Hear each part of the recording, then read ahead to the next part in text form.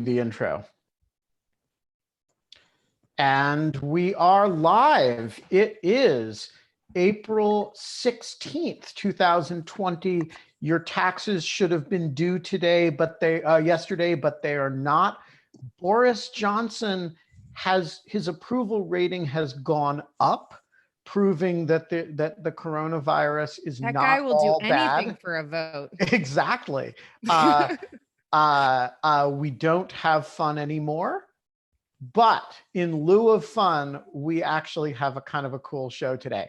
We're going to talk to Dan Drezner about the Toddler in Chief book, which is now out. And as I have said before, they don't award Nobel Prizes yet for Twitter threads, but when they start, the Toddler in Chief Twitter thread will get the first Nobel Prize for Twitter threads if there is any justice in the world. And then in the last 15 minutes of the show, we are going to settle a condo board fight that has made its way to the New York Times. Maggie Feldman-Piltch's neighbor, who has been complaining to the New York Times as well as to the condo board about her practicing her arias. We're going to have Maggie on. We're going to edit her letter to the New York Times, and we're going to hear her sing so that you can decide for yourself. We can throw this I was told there was going to be no singing. I mean, I'm not sure. No singing by you. Yes, okay, just making sure we're clear on that. Good. No, Maggie is going to sing that we can tell whether the neighbor's complaint has any merit. Oh, and, awesome. Are we going to be like Olympic judges when put up cards of one? We are. There's actually a polling function on Zoom webinars, and we're going to use it. So if you're watching on YouTube and you want to join us over at Zoom, where you'll be able to vote on Maggie, you can also ask Dan questions about the Toddler in Chief thread, and you can help us edit Maggie's letter. So that's our show for the day. We're 2 minutes in. We've got 58 to go.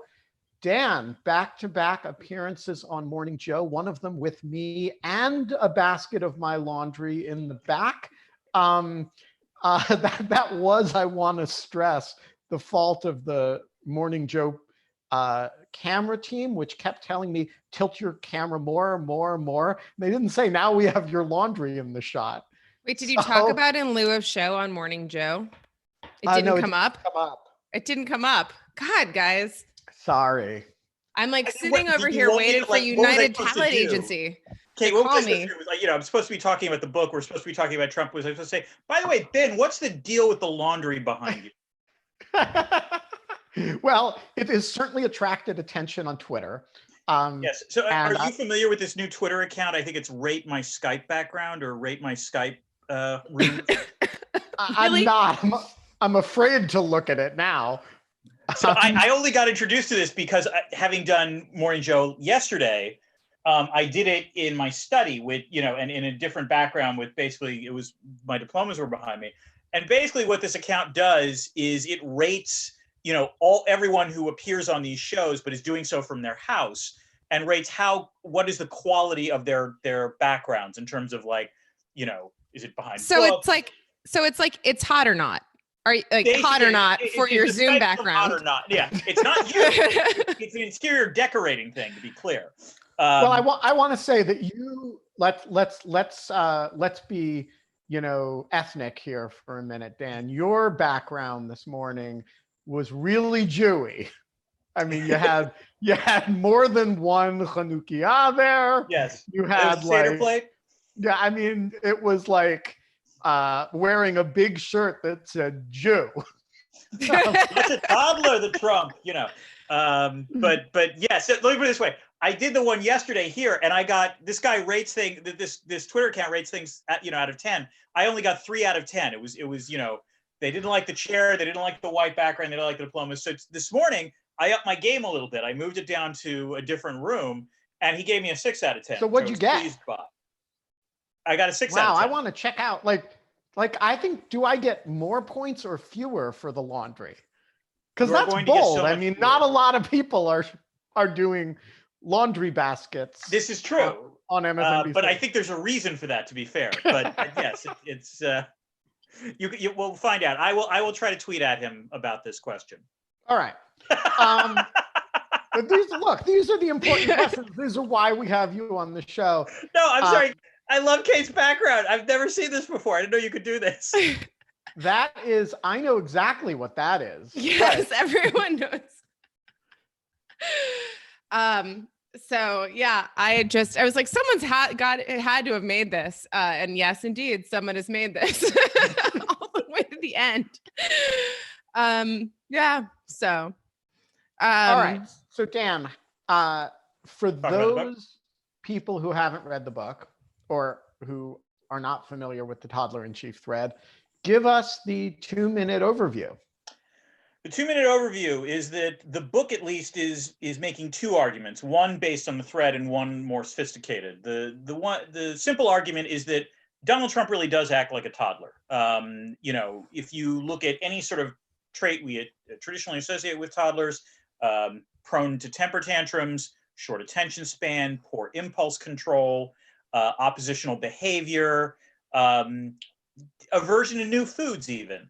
In all of these ways, the president acts like a toddler, and the evidence for this does not come from his critics. It comes from his staffers and subordinates and fellow Republicans. And so I developed a Twitter thread that is now, I believe, at 1,328 examples of someone with a rooting political interest in Donald Trump succeeding, nonetheless describing him the way you would describe a toddler.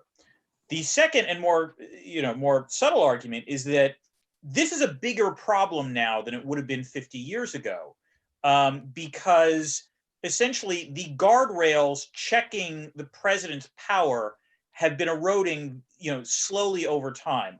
Whether it's the constitutional checks that Congress and the judiciary are supposed to impose, whether it's the sort of bureaucratic, procedures within the executive branch.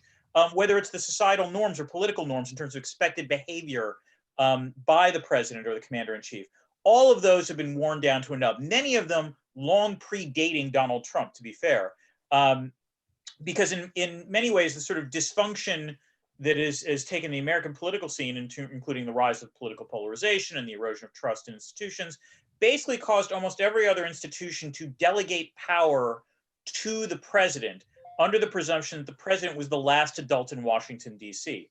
And then we elected Donald Trump. I mean, isn't this kind of a knock on toddlers? I mean, actually, honestly, are cuddly. I'm actually being kind of serious. Like, there is he's not a toddler though. There is some type of intentionality the toddlers are simply not capable of yet, because they have no reasoned decision making and they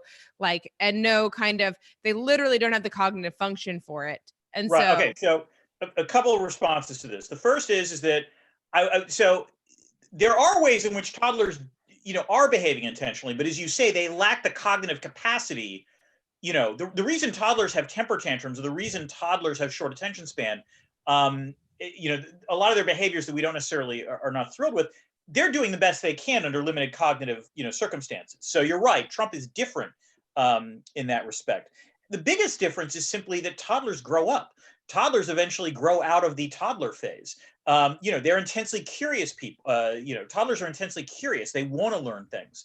And Trump occasionally displays that kind of curiosity. I mean, whenever you see stories about Trump and the Space Force, he's fascinated by these kinds of things. He'll ask questions, or even the book that Lachlan Markey and Asawa Swepsang came out with, Sinking in the Swamp, talking about how Trump, anytime Reince Priebus, his first chief of staff, would come into the room, Trump felt compelled to ask him questions about badgers because Priebus was from Wisconsin. So there are occasionally moments like that. But you're right. This is not meant to cast aspersion to toddlers. Although I will admit that perhaps my own experience having had toddlers, there were some issues I could able to, finally express through the book. But the biggest difference, obviously, is that in contrast to to most toddlers do eventually conform or have to obey authority figures like parents or, extended family or daycare providers or what have you. Donald Trump is the commander-in-chief, and the president of the United States. So there are far fewer checks on him, particularly within the executive branch. And so this gives him more carte blanche and also makes it more difficult for his staffers to staff him. The same way that, poorly run daycare facilities or badly paid daycare workers constantly cycle in and out. In some ways, that describes the Trump White House as well. They get paid a little bit better, but they're not respected. They're not, afforded the responsibilities they're supposed to. It's no surprise that, he's gone through, 4 chiefs of staff and 4 national security advisors. And don't we all have a little bit more respect for daycare workers and former White House chiefs of staffs now that we know what they've had to deal with? Yeah. Although to be fair, most presidents before Trump, I really don't think displayed, anywhere close to these kinds of pathologies in terms of their behavior. So staffing Barack Obama or staffing George W. Bush was a far easier task than staffing this guy. So here's my question. Have you gotten any response to this from Trump World or Trump World media? Yes. Not in the form of, I get emails, as I'm sure you both, do, whenever I've published something. I published a piece in the Post that was essentially a sort of updating of the Toddler hypothesis, but applied to how Trump was handling the coronavirus. And all the Toddler traits that I talk about in the book are on full display in terms of how he has responded to the coronavirus. And I got, a variety of emails from irate MAGA types. I also got a few heartfelt ones, to be fair. I got a very affecting email, which I then wrote about again for Post Everything, from this woman who was sheltering in place in Oregon, who, described the sort of pain and anguish of the feel that the country is divided. And I think in particular, I've gotten a vein of criticism I've gotten is, how dare you describe the president as a toddler during this time of emergency? And I've gotten a lot of that too, but I'm actually asking about something else, which is not the letters that show up or the tweets, but I was interested in when Susan and I released our book, which was widely reviewed, except in no discussion of it in National Review, no discussion of it in the Federalist, right? Like a concern even to denounce it. And I'm curious whether you've had any reaction in the locales that actually intellectually represent Trumpism. To my knowledge, no. I will say the book has not been out for a long time. I do know there are some reviews that might be coming out in the next week. And it's possible that, to be honest, given the play it got on Morning Joe, given the fact that it's now, the sales rank on Amazon is pretty good, I think, that might cause it to capture more attention. So, the reviews like that might be coming, which frankly I welcome. I'm sort of curious to know what the Federalists would think of it. Yeah, I mean, I was actually disappointed that they, neither Susan nor I would be able to go on Hannity or Tucker Carlson and talk about it just because of pre-existing contracts elsewhere. But I do think it's interesting that the reaction of the Trumpist press to books like this is not to denounce them or to engage them at all, really, but to pretend it didn't happen. Yeah. I'll be curious to see if there is any critique. Again, the foundational element of both the Twitter thread and the book is that the overwhelming bulk of the evidence I'm providing that Trump is acting like a toddler does not come from people like Nancy Pelosi. It does not come from people like you or, Ross Douthat or Adam Serwer or what have you. It's coming from his own staffers talking to reporters.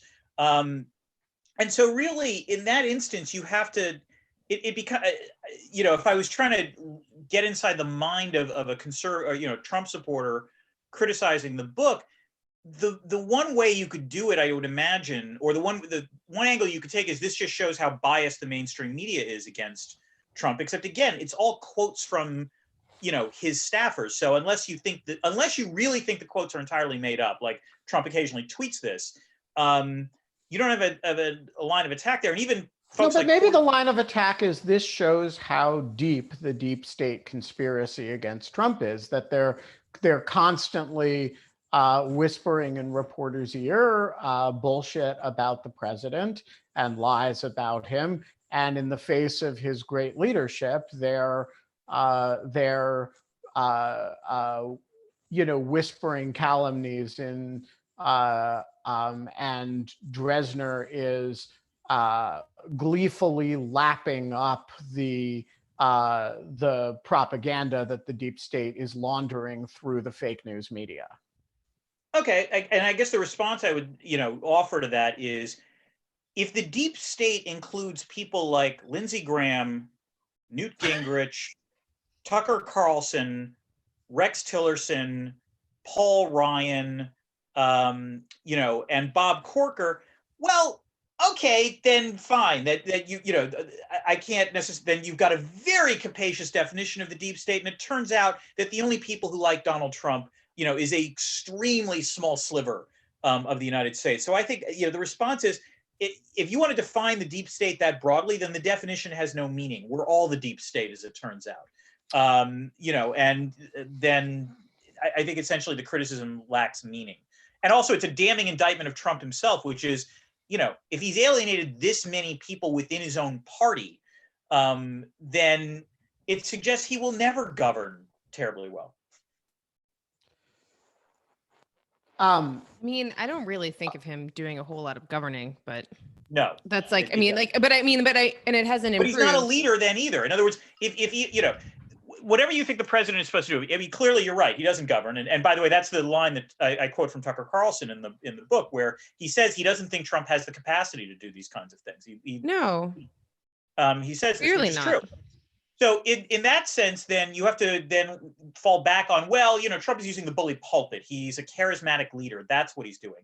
In which case, you have to point out that he sucks at it, in the sense that, yes, he absolutely is charismatic to, the 40% of the country that likes him. And that's it. And that's really, if your one job is to actually, capture the attention and admiration of Americans and actually rally them, then God, he's a crappy president. So it. Well, okay. So I'm obviously, I mean, I shouldn't say obviously. People don't necessarily know my politics. Like obvious, but I share a lot of your similar feelings, your gut instinct, your normative takes on this guy. I find the petulantness of him and his personality, and then also just his, as we talked about, what he displays cognitively, to be very similar to a toddler. I think it's a perfectly apt definition, or an apt comparison. But I do think that one of the things that strikes me, and I have to just kind of like, I'm going to age myself about how not old I am, to this extent. Like, I remember so deeply 2000 to 2008, the hatred for George Bush. Yeah. Like, that was just like this vitriol of like, I just remember, like, I've said many times, I come from upstate New York. I came from a super Republican conservative town, very religious. I vacationed in like Cape Cod. It was super hippy dippy and full of like liberal elite. I went to Brown. Everyone there hated George Bush. I know, exactly. It was like, I remember, and there was. Did you major in semiotics? No, sorry, go ahead. Yeah, no. But I couldn't even pronounce that for like 4 of the years that I was at Brown. So like, but my point is this, which is that, like, God, do we have short memories? God, are we not just goldfish swimming in a bowl, coming around again 3 seconds later and being like, oh, here we are, haven't been this way, and around we go again. And I just kind of think that there is something to be said here for, like, God, people thought you couldn't get lower than low on George Bush. Like, he can't talk. He can't do this. He's a war criminal. He's all of these things. He's lied this many times. Like, I gotta say, like, the rhetoric around Trump, the hateful kind of the name calling, that he's an idiot, he's smart, he's actually brilliant, he's actually tactician, he's just a snake oil salesman. He's an actor. He's an entrepreneur. He's a toddler, you know, whatever it is. I'm kind of like, isn't this just the latest? Like, this is just the latest kind of partisan takedown of this person that we pin all of our all of our qualms on, and have, you know. So anyways, that's kind of, I'm just going to leave that there. Well, so I guess I would say the following. First of all, you're absolutely correct to point out that there are ways in which we've been here before. And indeed, you know, by George W. Bush's, by the end of his second term, his I think he was polling in the low 30s, which Trump has never fallen down to. So, you know, you're right that in some ways we've been here before in terms of an unpopular president.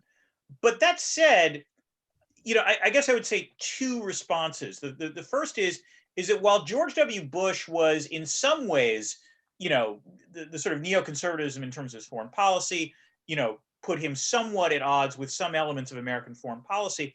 You know, if you listen to his rhetoric and saw how he, you know, went about implementing foreign policy, and for that matter, domestic policy, it wasn't that far out of bounds for what the country looked like, you know, what the values the country had espoused before. Well, we didn't think that at the time. We thought it was pretty far out of bounds. A lot of people did. No, see, this is where things get tricky. I mean, yes, like now we have like a whole new, like, the sky is made of like sackcloth, and like we have new ideas about really how bad can be. I'm not going to push you on that, but do we ever really know how bad can be until like we get our next obviously president? Like, you know, it can get worse. And I always used to I was joking about this before that you know, as a political scientist, I always like to joke we make lousy pundits because, you know, people ask us, oh, what does this thing mean? This is a game changer, right? And most political scientists will be like,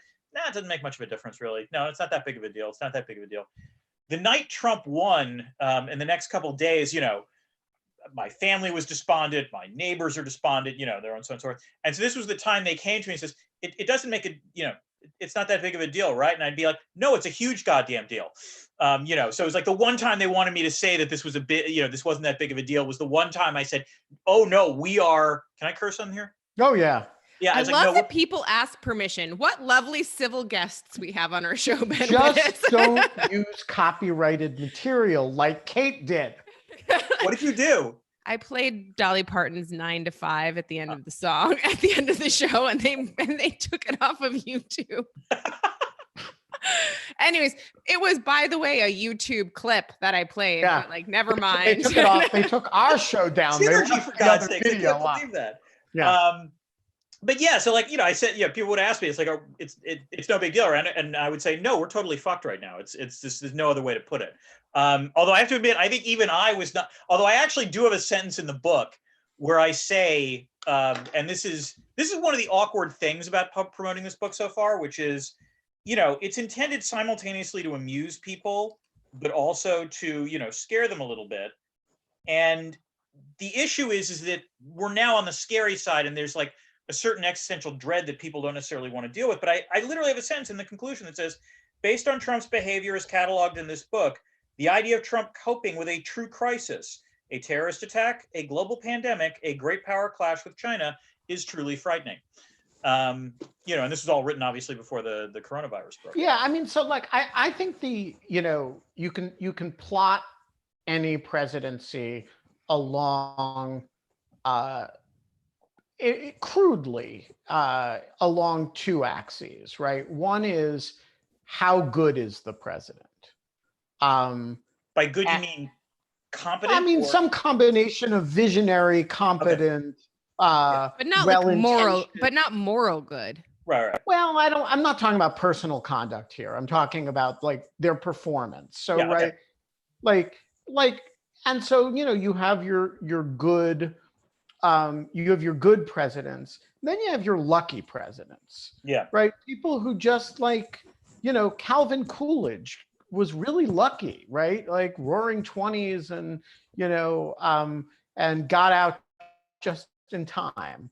The great presidents are really good and unlucky in the sense that they are, their greatness shows through because they have to manage in periods that where bad decisions would be disastrous. So that's Abraham Lincoln, right? Or FDR, yeah. Or FDR, right? So you actually see the greatness because the default position of the country is really bad. Right. Washington, also, yeah. Washington is a little different because he's formative. Or, I mean, I would actually say in a contrary example, I would almost say Carter. Carter, right. Carter is an interesting example. He's moderately competent. He was a bit of a micromanager. He had some bad instincts. He had some good instincts. He's super unlucky. And I hate to say this, George W. Bush would actually be George W. Bush is super unlucky, right?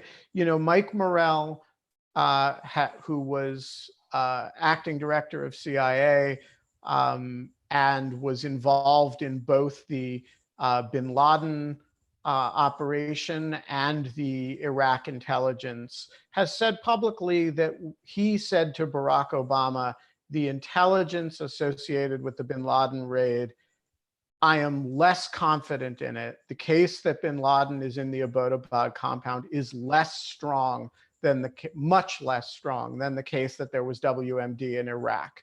Yeah. And he said that to Obama, and Obama pulls the trigger on that raid anyway. And of course, there are no weapons of mass destruction in Iraq, and bin Laden is in the Abbottabad compound, right? And so one of them is a roll the dice tactical gamble that pays off brilliantly, and it probably contributes meaningfully to Obama's reelection. The other one is the decline and fall of the Bush presidency, along with Katrina. And and so I do think my enthusiasm for the Bush administration is, I assure you, under control. But I do think he is profoundly unlucky, and he made some reasonable bets and reasonable gambles, as well as some less than reasonable ones that just had bad payouts. Right. So I'm curious, how then how do we judge the Trump years then? I mean, I think we're all in agreement that he's not a very good president. Are you saying he's also unlucky? Well, I'm saying he was bad and extremely lucky for 3 years. Yeah. And then he became bad and unlucky, which is, by the way, pretty rare in American history. That you get, I think you saw it with James Buchanan. I was about to say Buchanan, yeah. And there are these catastrophes, I think Herbert Hoover, interestingly, was not that bad. He was actually pretty competent and pretty able. He is probably the most unlucky president in American history relative to his competence. I like these bimodalities of putting them next to each other, because I think that they do kind of do a nice job of making sense of separating out the fact that there's things that you can control in a 4-year period and things that you simply cannot control. And no amount of wonderful leadership is going to make your economy sing. And no amount of really great really great economy or world events are going to make your presidency sing either. And so on the other hand, people will notice less on the latter one, though. Right. On the other hand, war leadership, the people forget how terrific the performance of George W. Bush was in the immediate aftermath of 9/11, but it was actually quite great in important ways, and important ways that we've forgotten, like his trip to the Islamic Center, his trip to Ground Zero. I mean, these were really good moments. And I don't know if they're forgotten. They're. I mean, in some ways, Trump is reminding people of them in the ways in which when it actually is the response to Kate's question, which is very often the issue of, well, is Bush really that much better than Trump? And you can point to things that Bush did that did receive, in retrospect, at least bipartisan acclaim. But what about the moment? Okay, so remember, and this was in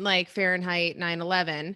It was pulled out, but we all saw it way before then. But the moment in which he's reading he's reading to school children. Oh, my kid goat. Yes, and he's whispered in his ear, and he goes on for another 30 minutes or something like that, or maybe it's just 5. I will totally defend him on that. I mean, I do too. Now So it's his defense, but he was completely he was cut down for not acting quickly enough. I mean, in the same way, ostensibly, that like it took Trump 3 or 4 days to get his shit together on figuring out what to do about COVID. I think when you're standing 3 or 4 days is, but it's more like 6 weeks. Yes, I know. I'm being generous as sending, possible. He's still sending mixed messages about it. Look, I will give any president a lot of latitude standing in front of a group of kids, and Andy Card leans over and whispers in his ear, another plane has hit the other tower, America is under attack, and you decide to finish reading My Pet Goat. Rather than panic a bunch of children and storm out of the room. Wait, did it really take him a half hour to finish? No, it was the length of a children's book. Okay, I was just saying, that's a big difference. Like, I would read the rest of the book and then immediately get the hell out of there. He spent 30 minutes trying to spell potato, Dan. No, that's Dan Quayle. I know, I was joking. So look, I mean, I'll give anybody some latitude on that. And there were definitely some fumbles. And I think, and there were some significantly bad policy calls. I think the immediate aftermath of 9/11 on the part of the Bush administration was pretty damn good, actually, all things considered. And the problem arose 18 months later when they shifted their attention back to Iraq. And I think they laid a lot of positive groundwork for a lot of things in that period, some of which, of course, went too far, particularly involving CIA custody of detainees, but some of which were really important. And I think if they had not done Iraq, we would remember that period really differently. But look, I want to say everything I just said about George W. Bush, you could also say about Franklin Delano Roosevelt, right? I mean, we went a long, and Abraham Lincoln, by the way, we went a long time, the North went a long time without winning a major battle in the Civil War. And the period in which the Civil War was considered a quagmire that maybe you needed to elect a different president to extricate yourself from. So what's the difference? The difference is, at the end of the day, the Civil War went well. At the end of the day, the Iraq invasion went badly. And so you retroactively read all those things completely differently, including, by the way, the civil liberties violations, which is the fundamental story of the Civil War. Right, the suspension not of the habeas suspension corpus, of habeas corpus. Yeah. So let me. So I'd say two things on this. The first is that I'm even uncomfortable now comparing Trump to other presidents, because I'm acutely sensitive to this. A colleague of mine, Dan Nexon, who's a professor of political science at Georgetown, has, a couple of years ago once described the dangers of political scientists trying to talk about Trump. And the danger is what he refers to as analytical normalization, which is the moment you start talking about Trump in comparison to other presidents, because that's what you would naturally do if you're a political scientist, it almost implicitly makes Trump seem like, oh, he's just another kind of president. How do we code him and so on and so forth. And he's not. He really is, in many ways, such an outlier, even compared to George W. Bush. I find him closest to Andrew Jackson. Yeah. In temperament. I think I said this in the book. Like, he has elements of Andrew Jackson in him. He has elements of Andrew Johnson in him as well. Yes. And by the way, those elements aren't the good elements that these people had either, I would add. So that's the issue. But actually, I do want to ask Ben then, and I guess Kate as well. So by that notion, I agree with your argument that essentially there are events that, when you're living through them, look like they're near-run things or can go either way. It's like Shakespeare. Shakespeare's comedies and tragedies actually look very similar to each other. Acts until the last scene 5 that determines which way it goes. I guess my question is, is there a scenario whereby, we look back at this and think this was Trump's greatest moment? Yes, he started out badly, but he really rallied to the cause, and it turns out that America grew stronger than ever, and so on and so forth. Well, I mean, I can't look forward and say that could never happen, because the world is full of weird things that happen. And are some of them weirder than Donald Trump being remembered as a great figure in history? I don't know. Maybe. Um, we're evolved from protoplasm. That's pretty implausible. And so maybe we evolve in a direction where all these features that you deride as like a toddler and I deride as undignified and inappropriate and abusive become admired, and so sure, is that possible? I think this is the Mick Mulvaney argument, by the way. In John Carl's new book, I think he revealed that the nugget that he revealed was that Mulvaney, when he first got appointed chief of staff, had some retreat at Camp David and gave all the White House staffers some book explaining how madmen are actually great leaders because they think out of the box or something. Right. And so, I do think there's a let me give you an example that I think is actually not crazy. Mm-hmm. Genghis Khan. Right. So Genghis Khan. I'm really interested to see where this goes. Okay, go ahead. Yeah, this is actually compelling to me. I think so. Genghis Khan is, by any reasonable standard, a genocidal maniac. He also, his Y chromosome is in a measurable percentage of all males in Asia. It actually, that chromosome has a name. It's the Genghis Khan chromosome. And that is because he raped a girl in every town that he, spent a night in. Yet in Mongolia, he is thought of somewhat the way we think of George Washington. And so is it possible? Now, on the other hand, Genghis Khan had a immense success, which was the conquest of all of Asia and this immense empire that was larger than, I think it was larger than the Roman Empire at its easily, yes, at its height. And it also had immense stability and longevity. And so, could you imagine a scenario in which Trump has some incredible accomplishment that we have to reevaluate all these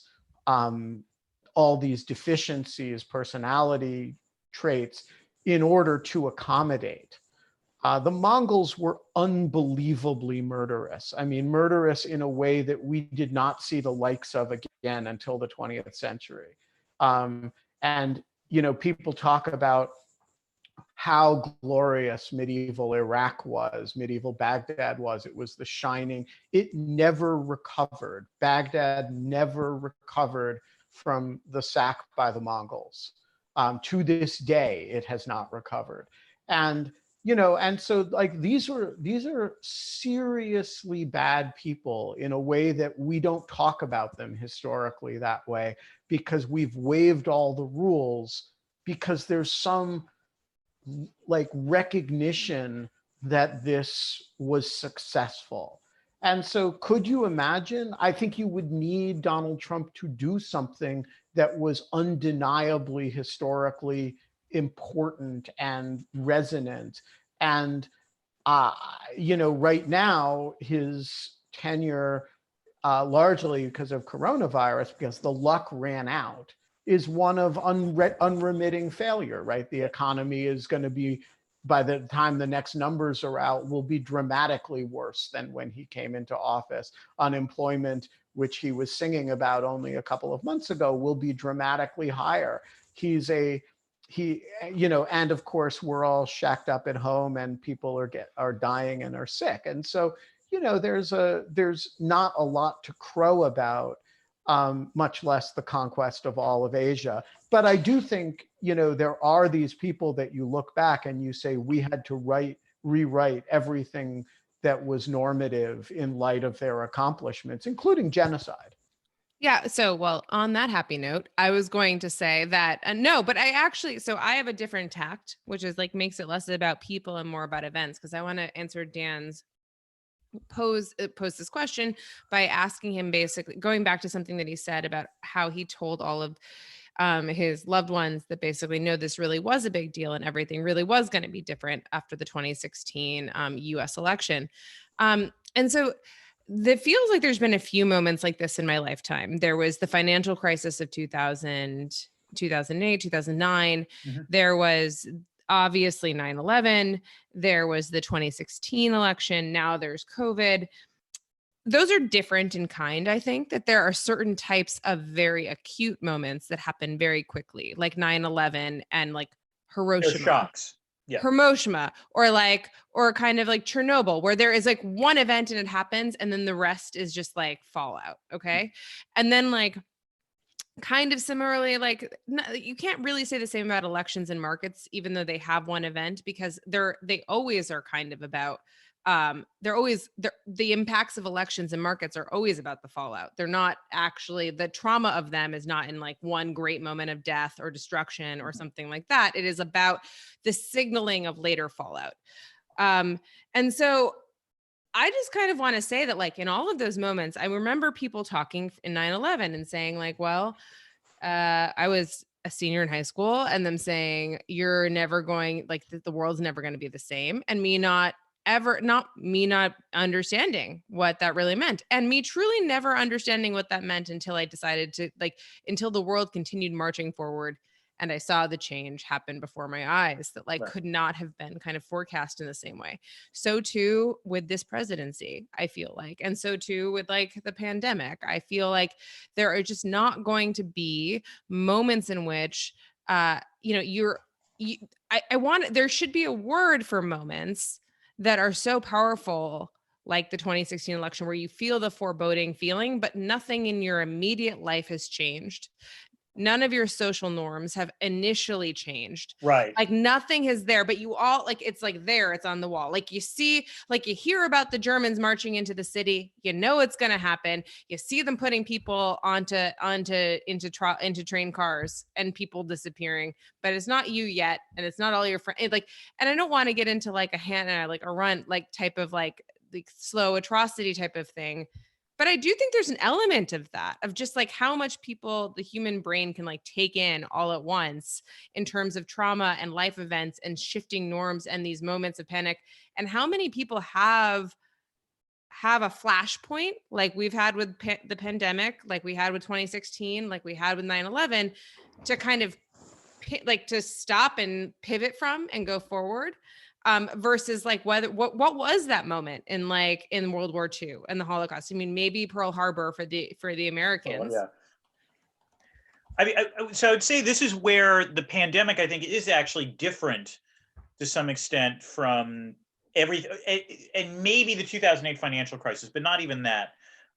In that, what makes the pandemic unique among all the events you listed, because all those are moments where you remember where you were. Like you remember where you were when you found out about 9/11. You remember where you were when you found out that Donald Trump was going to be the president. 2008 is a little bit different, but you probably remember where you were when you found out that like Lehman was going bankrupt and the stock market was. Well, I was working as a speechwriter for the president of Merrill Lynch at the time. So yes, I do actually remember that very, very well. Wait, seriously? Yes. Anthony? No, he was the global wealth management president, but it was Dan O'Neill was the president, it was the CEO at the time. Oh my God. Not for much longer. Anyways, but yes. That's for real. All right. So we got a couple questions for Dan. Okay. I'll answer this very quickly though. This is different though, compared to everything else you just said. This isn't just a crisis that we realize is in the world. This is a crisis that has affected every single person in their day-to-day lives.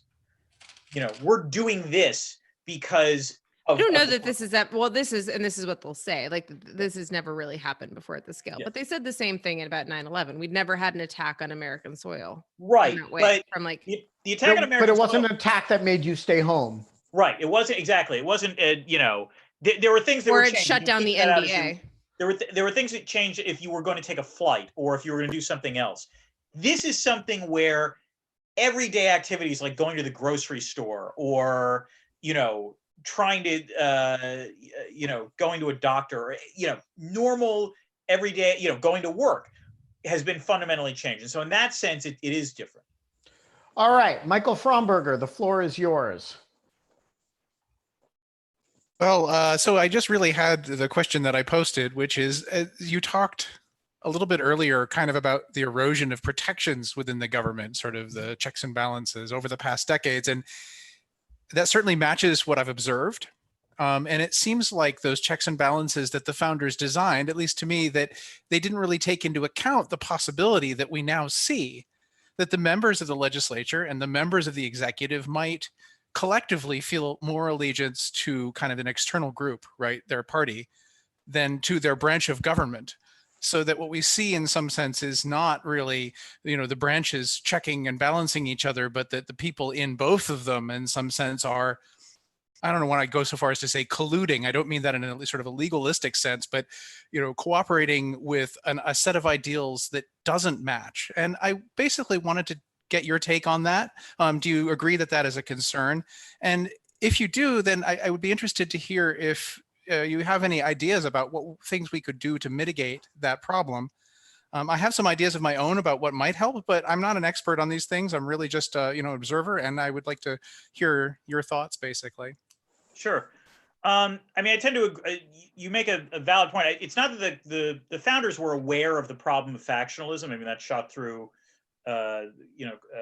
debates in the Federalists. But that said, you're right that essentially, and we've had periods of intense polarization before the current one. Think the late 19th century.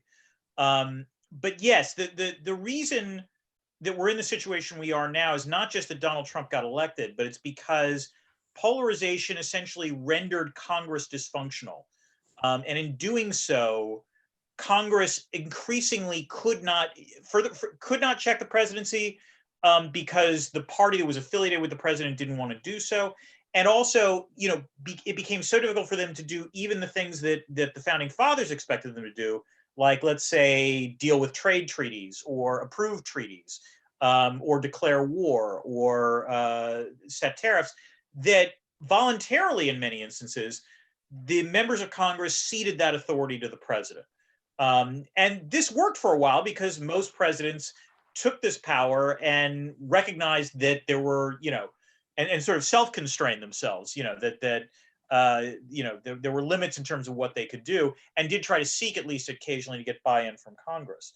In terms of what you could, the other element that's driving this is a sort of slow motion erosion of trust in authority and expertise, because that was the other check, which is even if you had, a fiercely polarized or partisan Congress, there would be issues in which members of both parties would listen to experts telling them this is what you want to do in this particular emergency. Like saying, for example, that I remember this happened in 2008, when gas prices were really, really high right before they cratered. Hillary Clinton proposed releasing gas from the Strategic Petroleum Reserve when she was still a candidate, and she got hammered by it by just about every economist, saying this is not a good idea, this is not the moment for that. And as a result, she pulled back.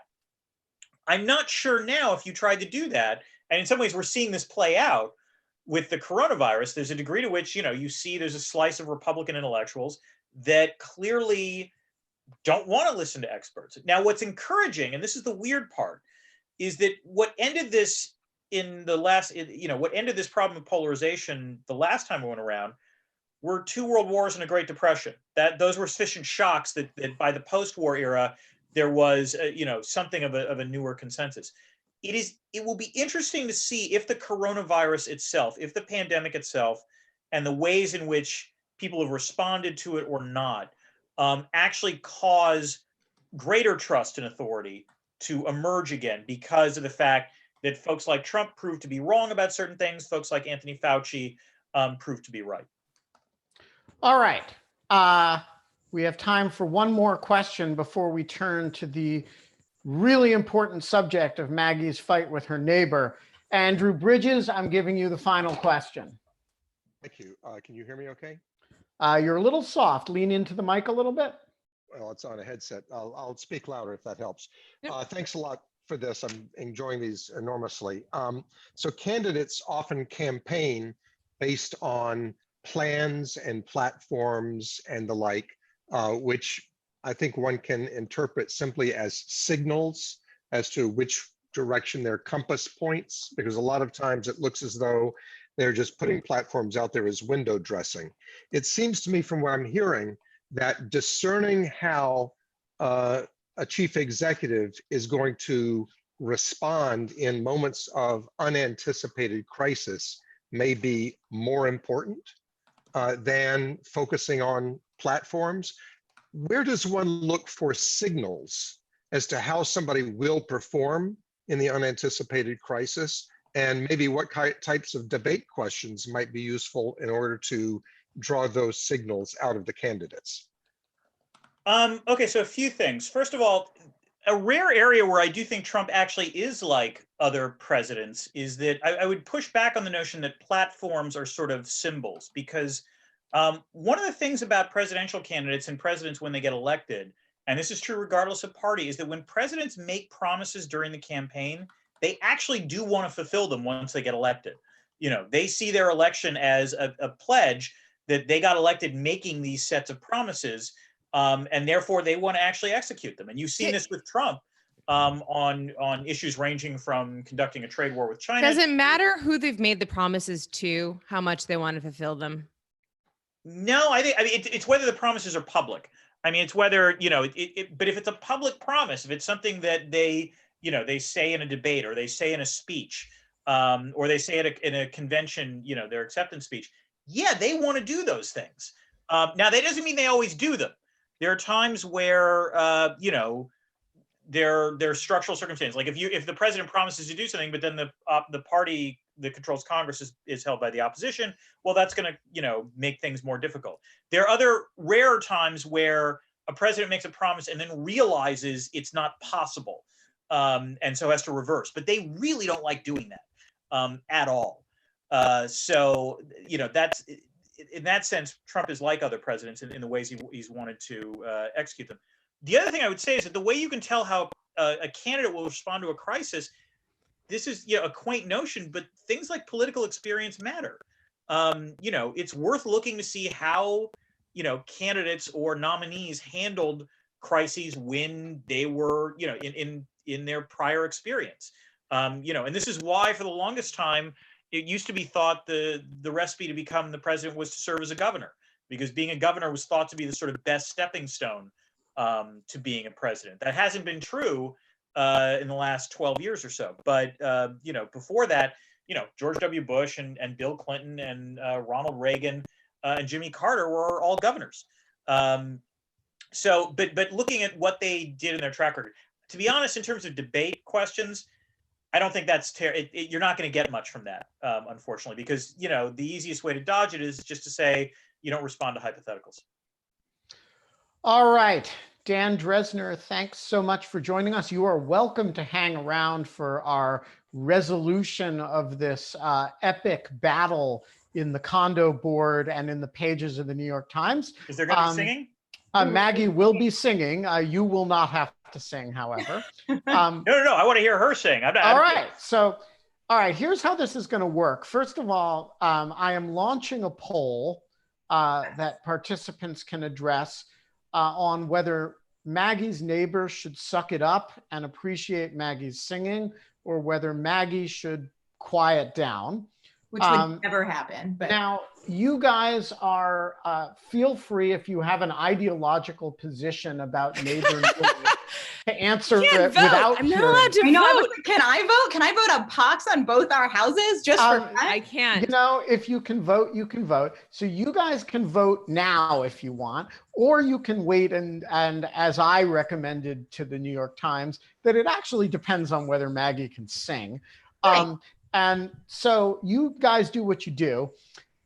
Maggie, before we edit your letter to the New York Times, just give us the briefest of overviews as to this important controversy. Very important, Ben. And joining us from which opera house? It's La Scala, you know. Yeah. I was like, I was a toss-up for me. Was it going to be the Met? And I thought, well, you know, with all the world's opera houses closed, do La Scala, yeah, just do La Scala because like YOLO. And then I found out that my hair and my skin tone are too similar to the background color, so like I keep disappearing into it, which is great. So it's sort of a dream. But so my downstairs neighbors, who I would say would remain nameless, except that she signed her name on the letter to the New York Times. So what's her name? Her name is Caroline.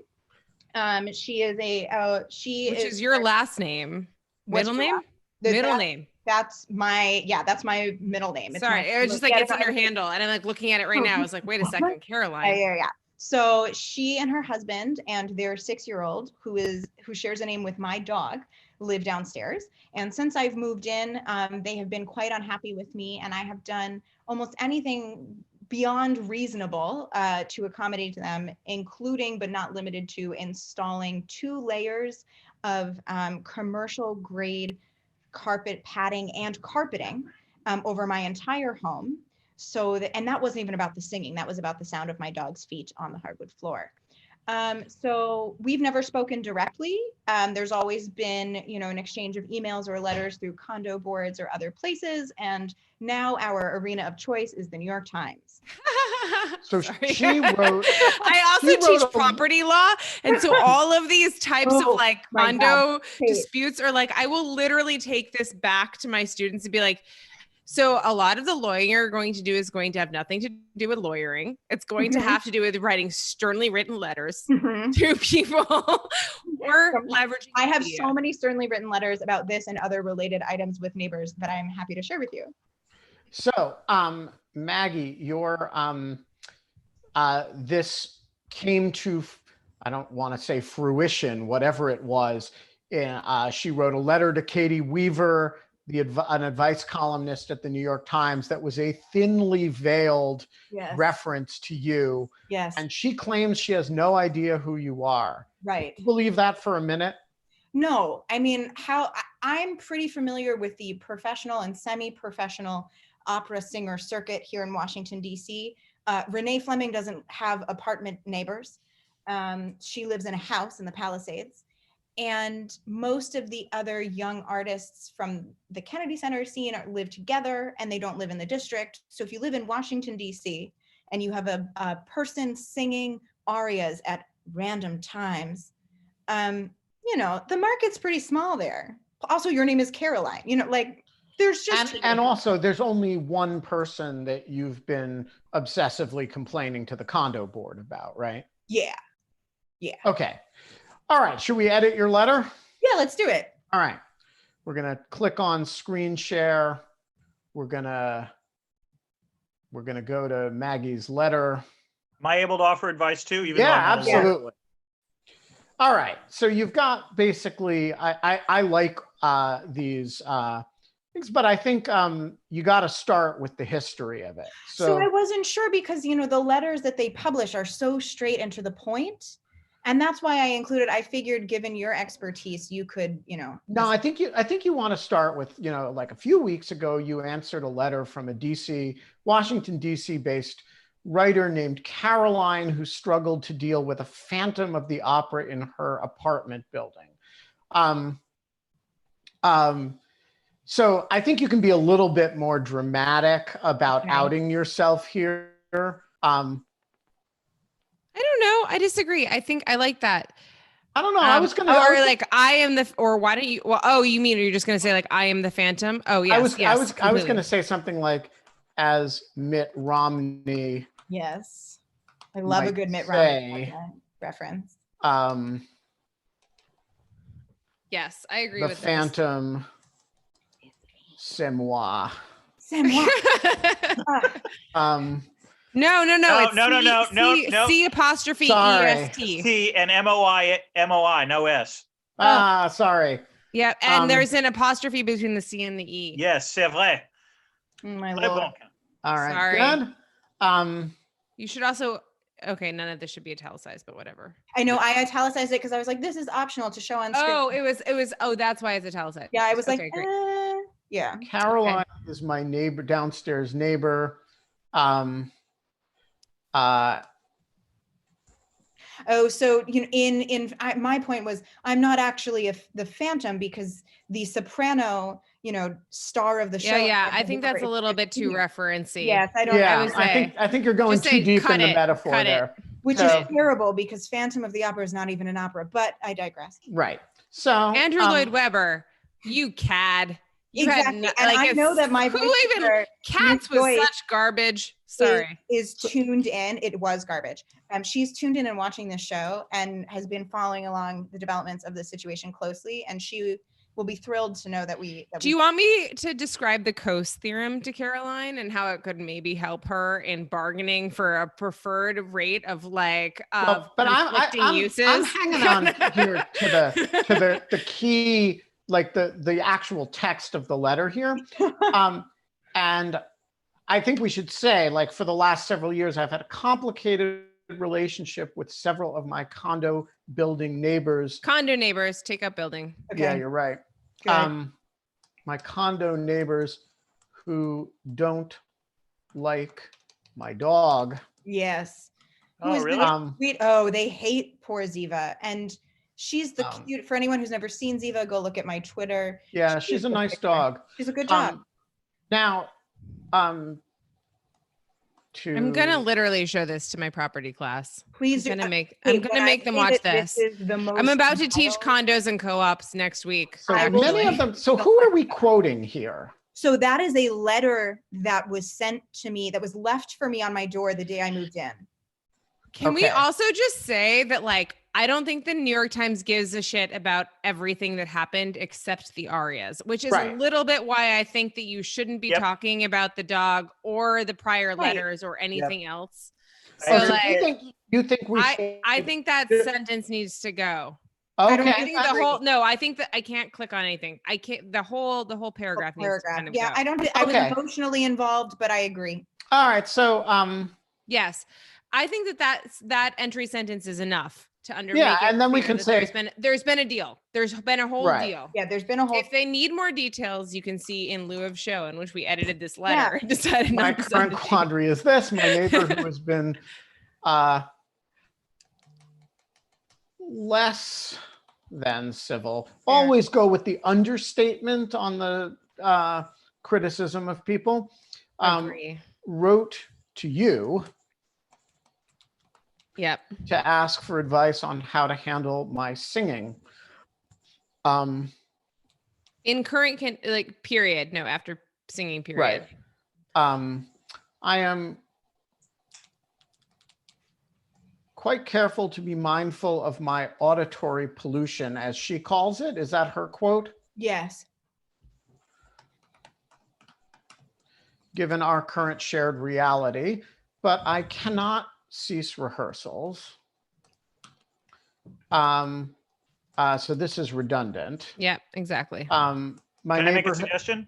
Yeah. Yeah. I mean, you could say, I'm trying to think of other things that you cannot cease rehearsals, just as, a basketball player couldn't stop shooting hoops, or good. You might be like an analogy might be. That's not the basketball terrible analogy. No one gives a shit about analogies any more than, like, I don't know, you'd have to say something about writing or journalists any more than any more than like a journalist could like stop typing at their typewriter or something. Right. Yeah.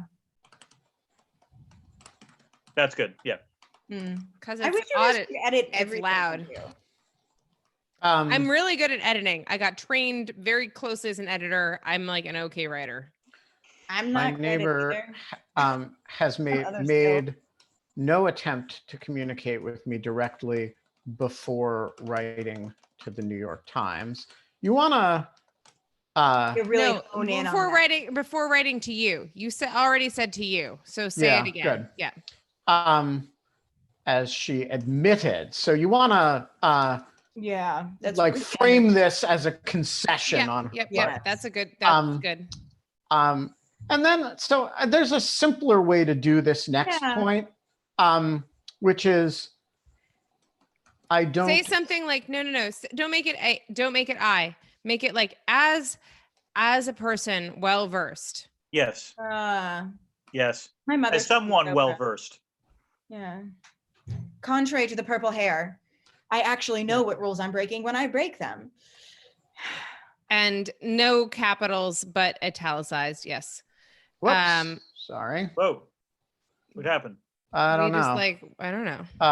Oh, wow. All of the things. Sorry. Okay, there you go. White gloves and party. So we need to like simplify some of this. Yeah, we can just take this out. I was emotionally attached to I was going to suggest just Emily Post and Miss Manners. Yes, 100%. Good. Emily Post. There you go. Yep. No. I actually do like this. Emily Post, comma, Miss Manners, and general principles of warfare. I think you should say Sun Tzu, right? Yes. So I'm actually put Sun Tzu there rather than general. Because of my virtual background, but I'm in front of our warfare tactics and strategy bookshelf, which is 4 wide. So yeah, but again, you're not listing all the books that you know. That's true. I think you want Sun Tzu here or Clausewitz or something. No, Sun Tzu. No, Sun Tzu. It's wow. Okay, less come back to that it's less I have conflicting. consulted the literature. None of my volumes offers useful guidance. So what should I do? Should I let Caroline know I saw her letter? We don't speak regularly, so there is no way to casually mention this.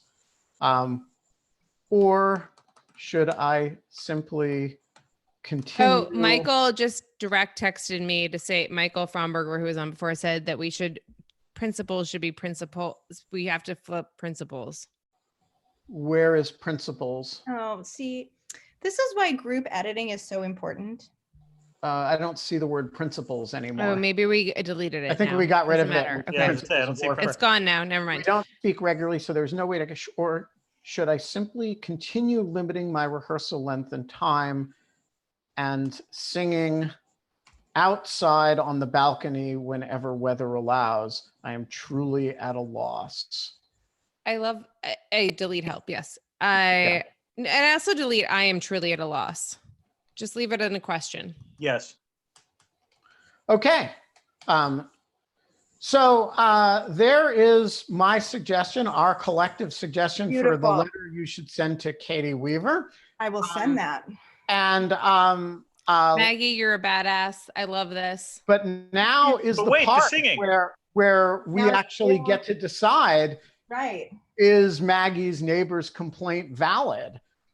So y'all, Maggie is going to perform an aria of She's her going to choice. perform an excerpt from an aria. Which aria? What are you going to be singing for us? I'm going to sing a portion of Steal Me Sweet Thief, which is from The Old Maid and the Thief. And I thought long and hard about doing O mio babbino caro, but I was like, first of all, everybody knows that. And you all know what it should sound like. And I feel like Menotti is very much underappreciated. All right.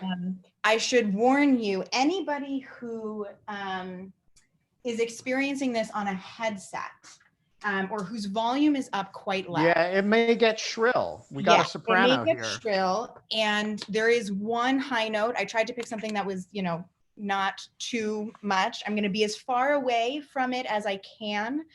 We have had some feedback issues with Zoom. So again, and we're gonna be forgiving of the fact that this is over mediocre tech here. Oh yeah. So and also, like, honestly, if anyone could do it better than I'm about to do it, you're welcome to come on Zoom and I will applaud you and we can be friends. Yeah, go for it. All right. The floor is yours, Maggie Feldman-Piltch. Thank you, friends. You're the first live music performance in lieu of fun. It will play the accompaniment for me. You cannot hear it.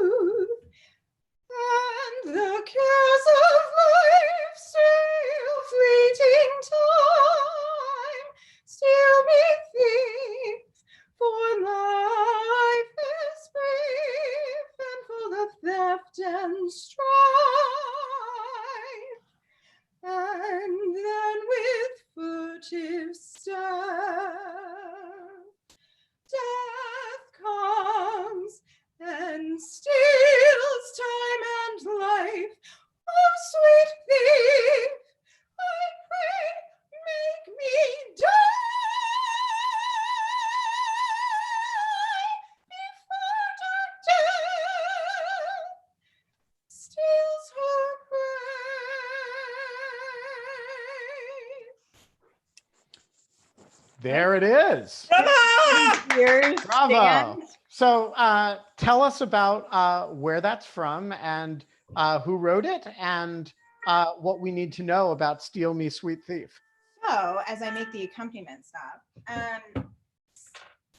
in this particular part of the opera, and so obviously it's in English, right? Which is always a really good thing to do when you don't know who your audience is. So then you don't have to explain the words as well. But for those that are not as familiar with opera as a genre, soap operas and regular opera are very much related. It's supposed to be like trash television, which is why everybody's always dying and sleeping with everybody's sisters and brothers and whatever else.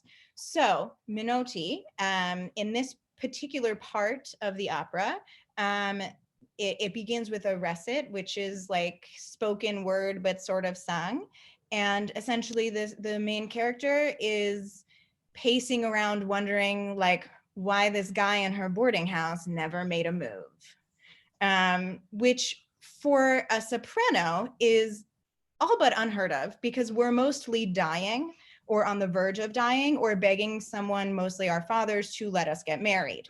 I mean, I have a number of scars and bruises on mostly the left side of my body from falling at various rehearsals and performances because people don't catch me when I die.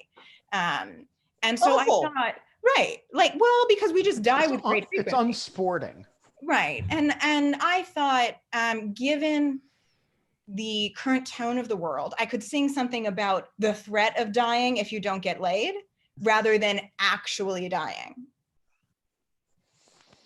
I applaud this. And but I have to say, as someone who is truly an opera neophyte, I enjoyed that immensly. Oh, did you really? That's so nice. Thank you. Can I just say, Maggie, it is pretty bold, and I to sing 20th century music to an audience that is not necessarily expecting it, because the audience may not know the difference between 20th century, late 20th century composition and singing out of tune. And so that's a bold choice to sing Menotti. Right. And then there's intonation is key, especially when you're going to sing a B flat at somebody over Zoom. So again, it's not like singing Mozart or Handel where like you can tell. Right. Like and that's kind of like, I couldn't hear myself because I have an earbud in. And also when I sing, it sort of sounds like an electric can opener or a garbage disposal, which is like, and the way that I found out that Zoom and opera don't always mix is that I was listening back to recordings of my lessons, which I still have just over Zoom. And normally we record them on my phone, but that's in person. So listening to the Zoom recordings, when I sing well, when there's the right vibrations per second, you hear nothing on the recording back to you. But interestingly enough, my partner, who may be on Zoom down the way in the house, it cuts out his sound on Zoom too. And it also cuts out people outside. So. Well, there you go. All right, we got to wrap up, but yes, I will. We do, but friends. The results of the poll, this was amazing. Thank you so much. The results of the poll are. I gave you the opposite view.